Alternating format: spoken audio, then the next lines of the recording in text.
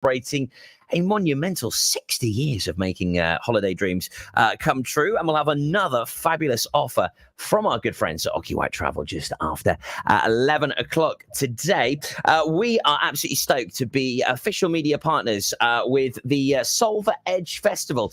It runs from the 26th to the 28th of July, the week after next. The lineup is absolutely phenomenal. And you can find out more details by heading on over to purewestradio.com and clicking on our What's On. And they've got many different areas that they love to cover. Of course, we've got the main stage and the acoustic tent, but we've got poets and storytellers. And I'm actually joined by Elizabeth Parker now, who's going to be reading poetry in the literature tent on Sunday. Elizabeth, welcome along to Pure West, and thanks for joining us here today. Hi, pleasure to be here. Pleasure to be here. It's lovely to meet you. So, I mean, tell us a little bit about yourself and how this gig came around, because the story is absolutely fantastic. So, yeah, as I was saying, it's my I'll be reading from my second collection, Cormorant, at the festival. And I was saying that I grew up opposite Cannock Ponds, in a garden centre opposite Cannock Ponds in the Forest of Dean, and there was always a lone cormorant. And I guess the thread of poems about cormorants kind of evolved from just observations and fascination with the bird. And then, as I was saying, I was asking people about their associations with cormorants, and the stories I got were expressive as much of, the people telling the stories as the bird itself. So you kind of learn a lot from someone just from their reaction to a bird like that and to nature. And then, various things have happened in my family, and visiting the ponds and also seeing cormorants in Bristol, my own emotions, my own situation, things that have happened have kind of interacted with that bird. So in a way, it's like my reaction to the bird again has expressed a lot of what was going on with me. So the cormorant becomes almost like a kind of metaphor for loads of things that have been going on. But I've never lost the actual fascination in the bird itself. So the poems express both my response in changing times and changing emotions, but also I'm trying to get something with the bird itself, like why it's such an incredible bird, why it's, people find it so strange and, prehistoric looking. So it's kind of the personal response, but also the observational is really important in my work as well. So yeah, I'm really excited about reading the poem. I'm really excited about reading it in the festival, which just sounds like a beautiful festival, but also like on the coast. And I imagine that a cormorant on the sea poem might evolve from that, because I haven't got a poem about sea cormorants. I'm very much like the Bristol city cormorants, the lake cormorants. So yeah, and I lost my sister very suddenly last year, and I've actually I wouldn't have known this would happen, but the thread about cormorants has continued. So actually my sister was called Helen. She was a playwright. And I've started drafting a poem called Helena's Cormorant. So there's something about that bird that continues to appeal as a kind of metaphor, but also because I love it. I love those birds. Oh, it's wonderful. I mean, and it's really interesting, actually, how you managed to sort of land this gig, isn't it, with the publisher? Well, I mean, not with the publisher, because the publisher published my first collection and, we're interested in the second book. Oh, I see what you mean. Yes. So the publisher, Seren Books, run a live open mic poetry night. It's actually now live and Zoom, and it's on pause for a bit now. But they're quite unique. They run this night, where anyone can sort of read in the open mic. So they'll have two featured writers, and then people can read in the open mic. And we just started going regularly and reading.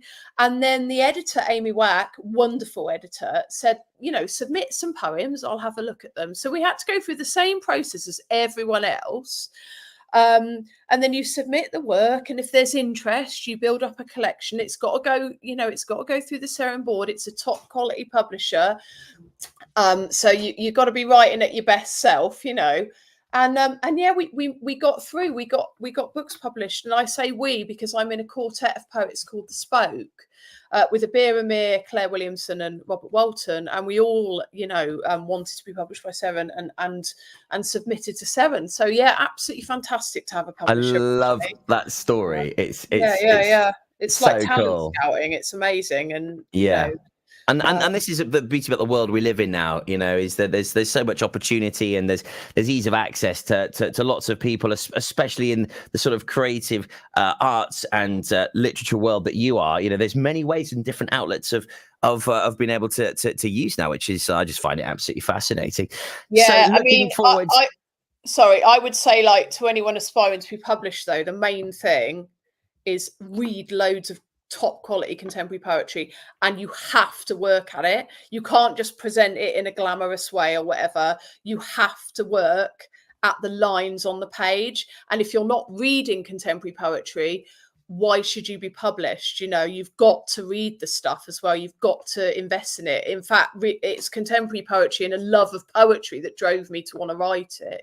Yeah, some wonderful advice. Thanks for that, Elizabeth. Pleasure. So first time coming to the Edge. Have you ever been to Pembrokeshire before? Yeah, used to go to Pembrokeshire on holiday with my family. So very, very special. Absolutely love the place. And we've gone, so with my family, my parents, my sisters, and then me and my partner with our 2 little boys have been to Pembrokeshire on holiday as well. So we're completely smitten with the place, Oh, wonderful. You are going to love the Edge Festival. I think we might become Edge Festival regulars, if I'm honest. I think you probably will. You're going to love it. It is, honestly, the views are just absolutely breathtaking. I can't wait. It's going to be very special. So, and a children's tent this year as well, which the boys are just going to be. Oh, there's loads of children's entertainment. I'll be there on the Sunday with all my lot, so I'll certainly come and say hello to you. See you there. So you're going to be reading at 11:30, I believe. Is that right? In the literature tent on Sunday? 11:30, yes. Don't quote me on that. It's around that time. I'm pretty sure it's 11:30, but yeah, and it's 45-minute reading. So nice long reading. Awesome. I'll be reading all the Cormorant poems and other poems about lockdown, because the collection was published in lockdown. I was in the maternity ward with my newborn, submitting the collection to the editor. So lockdown, family history, Forest of Dean, Bristol, cityscapes, countryscapes, and cormorants. So yeah, a nice long reading. People can dip in and out, or whatever, and just come and get a taste of my work if you feel up to some poetry. I'm quite a good reader, actually. I do try and reenact the emotion and engage the audience. I've got to say, I do work hard at that. So wonderful.